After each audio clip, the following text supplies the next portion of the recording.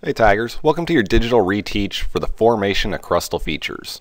In this Texas Essential Knowledge and Skill of 8.9b, what we really want to start doing is looking at how the plate tectonics that we kind of already know about are going to relate to and are in charge of the crustal features that we can see all over the Earth. Now, how to get credit for this reteach is very important. First off, your teacher should have given you a worksheet. Use this worksheet and take notes while the video plays.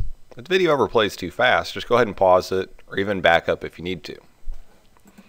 Make sure you follow the instructions in the video. For following the instructions, sometimes it may ask you to write something down. Sometimes you may be asked to work out an example. If that is said, it is expected to be on your notes. Always listen and look for all directions. When finished, show your notes or your worksheet to your teacher. Only your teacher can give you credit for this reteach session. Once you have credit for the reteach, then your teacher is going to tell you how you can go ahead and do another reassessment. All right, let's begin. So if you're looking at your notes, the first area we're going to start on is background. Now, if you start thinking about the background for this TEAC, you start going back to about 6th grade. And in 6th grade, you started looking at layers of the Earth. You saw that the Earth had some very basic layers. It had an inner core, it had an outer core, then you had a mantle, and then you had the crust, the top layer that we live on. As you get into 8th grade now, you start to realize there's more to this. So right about the time you're finishing up 6th grade, you realize that, okay, we got these layers of the Earth, and they're somehow broken into these different bigger pieces. They're these plates that kind of can move around a little bit. And at some point, your 6th grade teacher, probably way back when, showed you a picture of the different major plate tectonics that are all over the Earth. Good chance you might discuss some things like earthquakes and maybe volcanoes and ring of fire. Things like that probably came up at that point back in 6th grade. Now for 8th grade, we want to start thinking about, okay, well, how's this happening and what specifically is happening at these boundaries? That's what we're in charge of. So in 8th grade, we start to learn that there's more to the layers of the Earth. There's a lot more. And even this is simplified. There's more details than this. But if we look at the pieces that we're really interested in here, the first thing we want to notice is the lithosphere. Now the lithosphere is basically going to ride on top of the asthenosphere. Think of the lithosphere as like a surfboard, and the asthenosphere is kind of this hot magma, really nasty ocean that's going to just be always churning away. Now how's it churning away? Well, the asthenosphere has convection. And if you remember, convection is when warm things rise and cool things fall. That drives the lithosphere above it to move. You know, think of this convection concept as a lava lamp. The bulb on the bottom heats up the lava, it rises to the top, it cools, and it falls down. So there's always things moving around on the inside. The same can be said for the asthenosphere. There's always pieces rising up, there's always pieces falling down, and you get this convection over and over and over all the time at different places. And that's going to cause the lithosphere to do some different things. So we start putting all that together. Now let's start looking at your 3 basic types of plate boundaries. Once again, depending on your 6th grade teacher, you may already know these. This is not the difficult part. This is actually quite the easy part, but we got to start figuring out what we would expect this to do given different scenarios. So the 3 different types of plate barriers and plate boundaries that we're going to see is this. The first one is a divergent plate boundary. Simple enough. This is when the lithosphere pieces and the plate tectonics, the little different plates, they're sliding apart from one another. They're basically going the opposite direction. So I always think of divergent as like divide. We're dividing something up. Or a not friendly example, but it works. A divorce. You know, if someone gets a divorce, they split apart. They go opposite directions. The plates are doing the same thing. They're dividing, they're divorcing, they're splitting apart, they're going different directions. So if we ever have indication of that, then we know for sure that we've got a divergent plate boundary. All right, let's move on to the next one. Your next type of plate boundary is actually broken up into 3 subcategories. So for the convergent plate boundaries, this is when 2 plates are colliding. They're converging onto one another, they're hitting each other. So if you look at this top picture, you can kind of see the first plate here is slamming into the other plate. They're converging. Now what's happening is the plate that has the ocean above it is more dense, so it slides down below the other plate. Call that a subduction zone. Now as it gets lower and lower into the asthenosphere, it just gets too warm and it starts to melt. And just like that lava lamp we mentioned, the parts can start to bubble up. and that can change some crustal features that we'll talk about later. So that's a convergent plate boundary, and we call it oceanic/continental. If you look at the next picture, there's a piece of ocean on top of each one. Same basic idea. One of the pieces is going to be more dense, and that tectonic plate is going to slide below the other one. Same idea. Eventually it's going to start melting and recycling that plate. But either way, that's a convergent plate boundary that's oceanic. Our last possible convergent plate boundary is when two plates that have land and earth above them collide into one another. We call this continental convergent plate boundaries. Same idea here. Something's got to give, something's got to happen. And a lot of times it'll push the earth up as they collide because it just has nowhere else to go.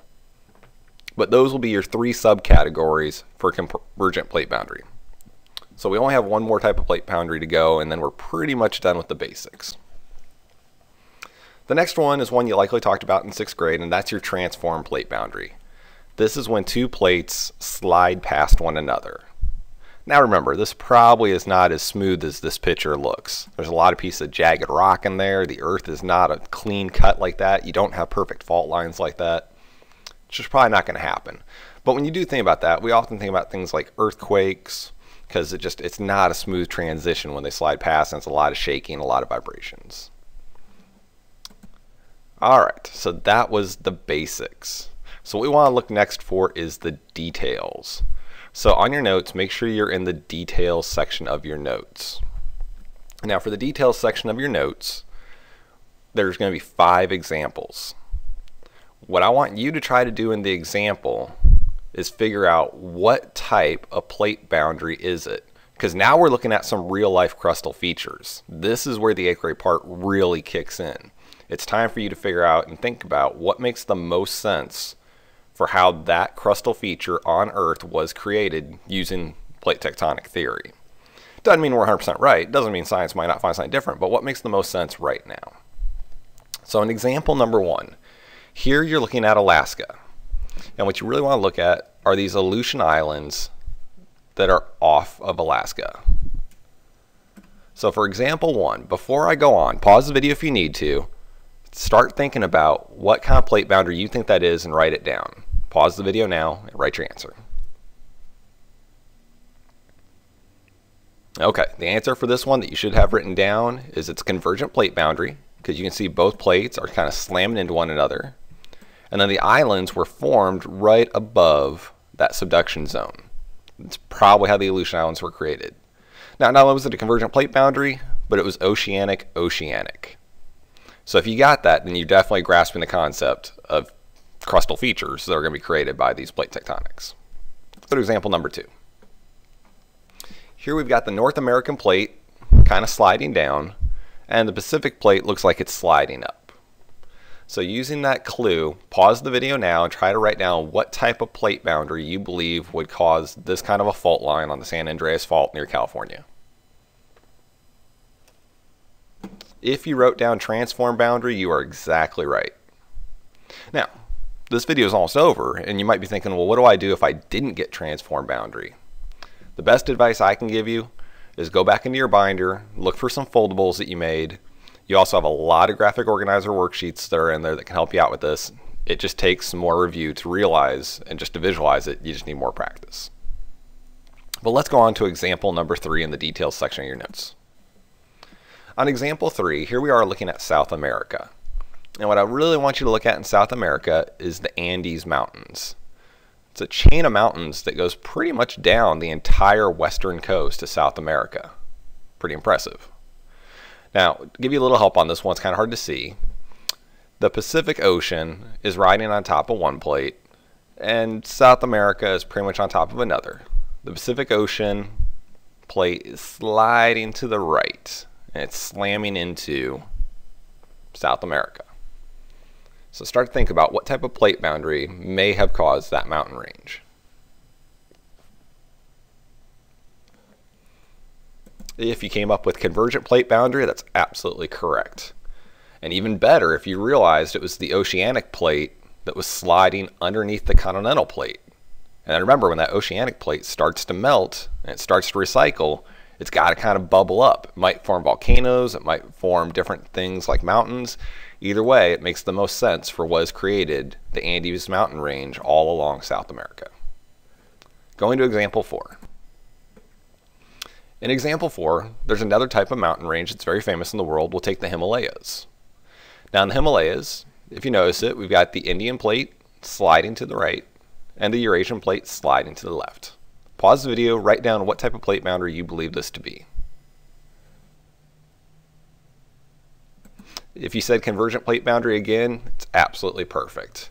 And this time there's no ocean involved here. It's all continental plate boundaries. This was a similar example before where basically the rock's got nowhere to go. So as these plates collide, the rock gets shoved up and it starts to make these mountains over time. Not a quick process, extremely slow, but given enough time, it adds up. All right, we got one more example to go and then we're all set. On this 5th example, it's kind of hard to see exactly what's happening, but basically, there's a section of land that seems to have a gap. A lot of people might call this a rift valley, and that's fine for us, that's good enough. And what you really would have happen here, if you had this sped up, is you've got basically one piece of land going to the right over here, you got another piece of land going to the left, and it's creating this valley. So much so that people have the opportunity to go ahead and walk right through there on a trail now. Quite impressive. But go ahead and pause the video and start thinking about what type of plate boundary would allow this to happen.